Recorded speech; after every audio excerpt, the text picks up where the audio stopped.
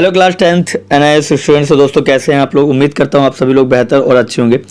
तो जैसा कि आप लोगों को थोड़ी प्रॉब्लम हो रही थी, मैंने देखा कि आप लोग वहाँ पे चैट बॉक्स में लिख रहे थे, कमेंट में लिख रहे थे कि सर ये वो वाली क्लास नहीं है, ये वो वाला चैप्टर नहीं है। तो चलिए फिर हमने सोचा कि चलो एक बार को पूरा पोएम ही क्लियर कर देते हैं आप लोगों के साथ में, ठीक है। तो चंद्रगहना जो है ना वो एक खेत की कहानी बता रहा है। खेत के अंदर बैठा वो हरा ठिगना चना, ठीक है। इससे तो चंद्रगहना से लौटती बेर, ये पूरी पोएम है और पोएम से कई बार क्वेश्चन पूछे गए हैं। तो हम पूरा एक एक स्टेंजा को समझेंगे, 4-4 5-5 लाइन को।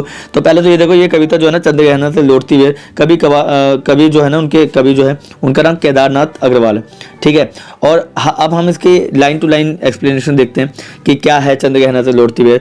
तो लिखा है, देख आया चंद्रगहना, देखता हूँ दृश्य अब मैं, मेड़ पर इस खेत की बैठा अकेला, एक बीते के बराबर ये हरा ठिगना चना, बांधे मुरेठा शीश पर छोटे गुलाबी फूल का। तो इस तरह से आपसे ना, इस तरह से आपको एक स्टैंजा दे देंगे, इसको बोलेंगे चलो भाई एक्सप्लेन करो। तो मैं एक्सप्लेन करता हूँ। देखो ये बोला, देख आया चंद्रगहना, देखता हूँ दृश्य अब मैं, यानी कि इसमें कहना चाह रहा है, कवि कहता है कि वह चंद्रगहना गाँव को देख कर लौट कर आया, ठीक है। और मेड़ पर इस खेत की बैठ अकेला, यानी कि अब वह इस मेड़ की जो खेत की सीमा होती है ना वहां अकेले बैठा हुआ है। और खेत में ना जो आपने देखा होगा, खेत का जो दृश्य है ना वो उसका आनंद उठा रहा है। और उस आनंद को उठाते हुए ना वो क्या कर रहा है, वो अभी उसका दृश्य आप लोगों को प्रेजेंट कर रहा है कि मैंने भाई ये सारी चीजें देखी, तुम देखो, ठीक है। क्या क्या चीजें देखी बात करते हैं उस पर। लिखा, एक बीते के बराबर, ठीक है, एक बीते के बराबर ये हरा ठिगना चना, बांधे मुरेठा शीश पर छोटे गुलाबी फूल का, सज कर खड़ा है, ठीक है। तो इसमें ये आप देखो, यहाँ पे बात जो कर रहा है वो सच के खड़ा है, ये हरा, यहाँ से ना ये हरा ठिगना चना।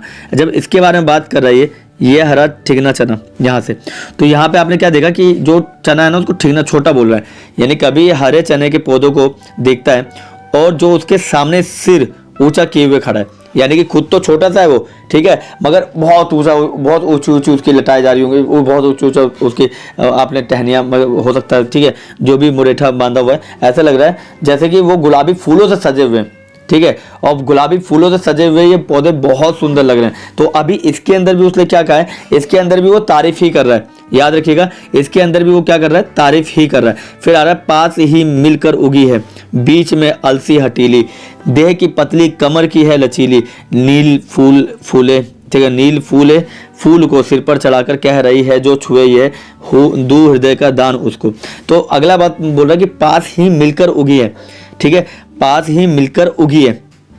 क्या हो गया, देखो पास ही सरसों और राई के फूल लहला रहे हैं, ठीक है, और सरसों के पीले फूल अपनी सुंदरता से मन को लुभा रहे हैं और उनके लटकते हुए फूलों को देखकर कभी मोहित हो रहा है, ठीक है, समझ में आ गया। तो बता रहा है कि पास ही मिल रही है क्या, अलसी हटीली, अलसी मतलब कि वो बात कर रहा है सरसों और राई के बारे में बात कर रहा है। देह की पतली है भाई, देह की पतली मतलब कि वो जो पेड़, वो जो पौधा है ना वो बहुत पतला है, ठीक है, देह की पतली है मगर कमर उसकी लचीली है, यानी कि इधर उधर लहरा रही है, ऐसा करके ना, ऐसा करके लहरा रही है, ठीक है, समझ में आ गया। उसके बाद बोला नील फूल, ठीक है, नील फूले फूल को सिर चढ़ाकर, ठीक है, और बोला कि वो जो नीले नीले छोटे छोटे फूल है ना वो उनको बहुत ज्यादा अट्रैक्ट कर रहे हैं, वो लटकते हुए, ठीक है, कह रहे हैं जो छुए ये दू हृदय का दान उसको। और वो कह रहा है कि अगर कोई उसको छुएगा उसको भी हृदय का दान, यानी कि एक ऐसी शांति तुमको प्रेजेंट करके दे देगी जो भी आप लोग सोच भी नहीं सकते, इतनी शांति, ठीक है। हाथ पीले के लिए, चलो, और सरसों की ना ही पूछो तो बेटर है, वो अब सयानी हो चुकी है,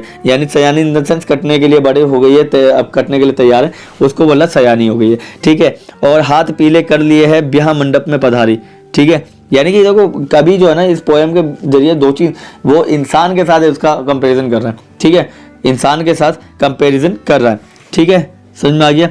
चलो, और उनके है ना तो कभी बहुत ज़्यादा मोहित है ब्याह मंडप को देख के और ये सरसों सयानी को देख के।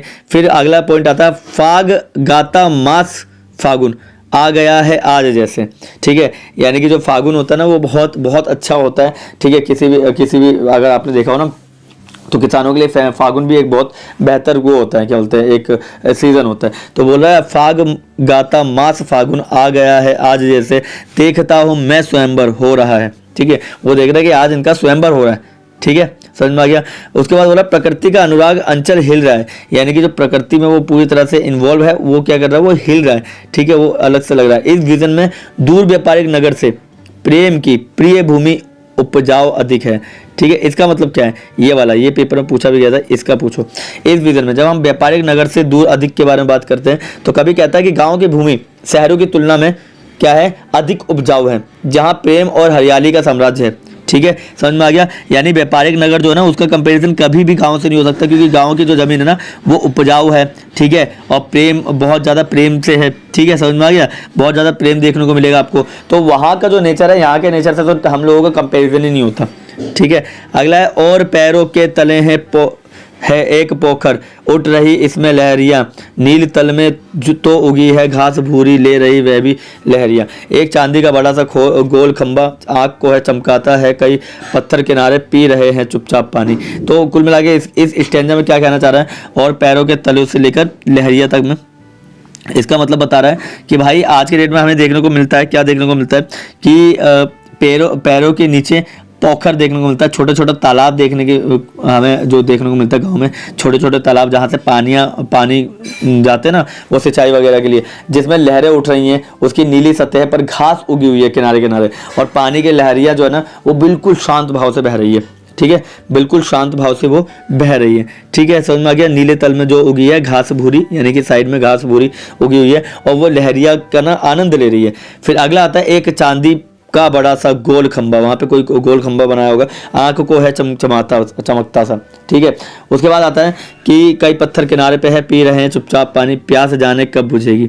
ठीक है, और इनको ये नहीं पता कि उसकी प्यास कब बुझेगी। ठीक है, उन किसानों की, उन सारी चीज़ों की जो भी वो नेचर की बात कर रहे हैं। ठीक है, चुप खड़ा बगुला डुबाए टांग जल में, देखते ही मीन चंचल ध्यान निद्रा त्यागता है, चट दबाकर चोंच में नीचे गले के डालता है, एक काले माथ वाली चतुर चिड़िया श्वेत पंखों के झपाटे मार फौरन टूट पड़ती है भरे जल के हृदय में। ठीक है, जब हम इसके बारे में बात करते हैं तो देखें, चुप खड़ा बगुला। ठीक है, जब चुप तालाब में एक बगुला ध्यान से खड़ा है, वहाँ पे ध्यान से कोशिश, वो भी किस लिए खड़ा है, क्योंकि उसको मीन चल चाहिए, यानी जो मछली है ना, मछली वो जो नोटीपन दिखा रही है मछली, क्योंकि देखो वो क्या कर रही है, बार बार उसके सामने उछलने का प्रयास कर रही होगी। ठीक है, और ध्यान निद्रा त्यागता है, यानी कि वो ध्यान में भी नहीं है और नींद में भी नहीं है, बस उसको त्याग कर बैठा है, बस चट दबाकर चोंच में नीचे गले के डालता है। ठीक है, और फिर उसके मुंह पे जैसी आती है वो मछली उसे तुरंत पकड़ता है और शांतिपूर्ण तरीके से गले के अंदर टक टक करके डाल लिया। ठीक है, एक काले माथ वाली चतुर चिड़िया श्वेत पंखों के झपाटे मार फौरन टूट पड़ती है भरे जल के हृदय पे। और जो ऊपर उड़ रही है जो चिड़िया, वो भी कोशिश कर रही है बस एक बार मैं देखूं पानी की तरफ, और जैसे ही मुझे मिले मैं झपाटे मार के, ठीक है, झपाटे मार के फौरन टूट पड़ूंगी, है ना। और इससे क्या होगा, वो पूरी मछली को उठा के ले जाएगी। चोंच पीली में दबाकर दूर उड़ती है गगन में, यानी कि जैसे पकड़ेगा ना वैसे वो क्या करेगा, उसे उठा के लेकर चली जाएगी। ठीक है, समझ में आ गया, बोलो हाँ। ठीक है, केदारनाथ अग्रवाल ने लिखी है, एक चोंच पीली में दबाकर दूर उड़ती है गगन में। तो इसके अंदर अगर आप लोगों ने पूरा पढ़ा हो तो आपको एक चीज़ नोटिस करने को मिला होगा कि इसके अंदर आपका नेचर से शुरू होता है, यानी कि खेत की कहानी से शुरू होकर बिल्कुल कोने तक पहुंचा देती है। ठीक है, समझ में आ गया, बिल्कुल कोने तक आपको जानने को मिलता है, यानी कि धीरे धीरे करते करते वो पशु पक्षियों पे आ जाती है, पंछियों पे आ जाती है। ठीक है, समझ में आ गया, पंछियों पे आ जाती है। तो अब आपको क्या करना, साइड में देखो, साइड में ये ना, इसके बारे में अगर आपको पता होता तो आपको पोएम पूरी पता है। ठीक है, चलो ये भी पढ़ लेते। तो चंद्रगहना गांव का नाम है बिल्कुल। ठीक है, और बीते के बराबर यानी छोटा सा। ठीक है, छोटा सा। ठिकना मतलब छोटा और नाटा। ठीक है, मुरेठा मतलब पगड़ी बांधा हुआ। अलसी मतलब होता है एक तिलहन का पौधा। हटीली मतलब होता है जिद्दी। सयानी होना मतलब समझदार होना, युवती होना, चतुर होना। ठीक है, ये सयानी का मतलब बोलते हैं, तू बड़ी सयानी है यार। सयानी मतलब बहुत समझदार है तू, बहुत, है ना। फिर आ रहा हाथ पीले होना मतलब विवाह हो जाना। ये सब पढ़ लो बेटा, 2 नंबर में आया था पिछली बार। 2 नंबर पे मुहावरे पूछे जाते हैं, 2 नंबर पे मुहावरे आप लोगों से पूछे जा सकते हैं, इसलिए आप लोगों को ये चीज़ तैयारी में रखनी चाहिए। ठीक है, चलो अगला क्या है सुनो। अगला है स्वयंवर। स्वयंवर विवाह की एक प्रथा है, जानते हैं। फाग जो है वो होली के मौसम में पाया जाता है और वहाँ पे एक लोकगीत होता है फाग। फिर अनुराग की बात करते हैं तो स्नेह और प्रेम की बात कर रहे हैं। अंचल मतलब आंचल, विजन मतलब निर्जन। ठीक है, पोखर मतलब छोटा तालाब। लहरिया मतलब जो लहर मारती है, पानी उठता है नीचे जाता है। नीला तल की बात करो तो नीले रंग की सतह की बात कर रहे हैं। ठीक है, गोल खंबा जो है पानी में चंद्रमा की परछाई या प्रतिबिंब को दिखा रहा है। ठीक है, जो गोल खंबा दिख रहा है ना, वो परछाई प्रतिबिंब दिखा रहा है जो पानी के अंदर। अगर आप रात में जाएंगे ना तो पानी के अंदर ऐसे आपको गोल गोल ना चांद की परछाई देखने को मिलेगी। बहुत सुंदर लगता है। अगर आप में से कोई उत्तराखंड या कहीं से भी है ना, पहाड़ी इलाकों, पहाड़ी कौन कौन है बताइए, आप यहाँ पे कमेंट बताइएगा कि कौन कौन ये पहाड़ियाँ उन्होंने पहाड़ों में देखा हो कभी, तो आपको पता चलेगा कितना सुंदर लगता है वो चांद, है ना। चलो गोल खंबा बोल रहा है। बाकी चमचमाक क्या है, चकमकाता, चकमकाता मतलब होता है चौंधियाना, चौंधियाना मतलब होता है एकदम से आपने लाइट ओपन की और तुम्हारे जो नजर थी ना वो बल्ब पे चली गई और एकदम से तुम्हारी आंखें चमक गई, तो उसे बोलते हैं चौंधियाना, ठीक है।